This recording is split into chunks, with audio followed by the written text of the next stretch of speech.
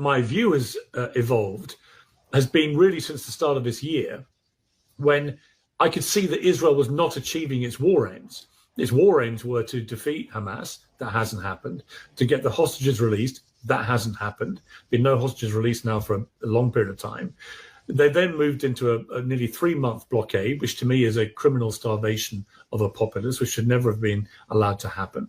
The bombardment has been utterly relentless all over Gaza. They've obliterated 70% of Gaza. I think is completely disproportionate to what happened to Israel on October the 7th now. You've got at least 60,000 people have been killed, including reportedly over 20,000 children. This is unconscionable numbers of civilians. Obviously, a number of those are Hamas. I accept that. We don't know the exact number, but you've got to assume that at least 40,000 plus civilians have been killed.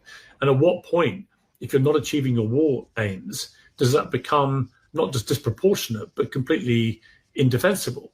And I think we're rapidly reaching that point, particularly in the context of the way that people like Smotrich and Ben-Gvir, these hard-right hardliners on the Israeli government cabinet, the way they've been talking now quite brazenly and openly about ethnic cleansing. You know, as far as they're concerned, this is a great opportunity to get all the Palestinians out of Gaza, to kick a load of them out of the West Bank, to take control, to create a series of emirates and so on, and to get really what I suspect those guys in particular have had this dream harboring for a long time, which is an opportunity out of the tragedy of October the 7th to actually displace and ethnically cleanse the Palestinians.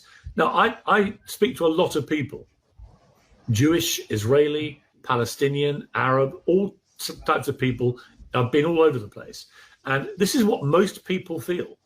Right? So this is not an isolated evolution for me. Most people who defended Israel's right to defend itself think they've gone too far.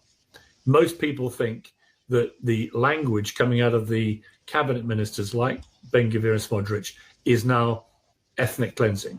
And at some point, the world has to understand what they're saying, understand they probably mean it, and what do we then do about that?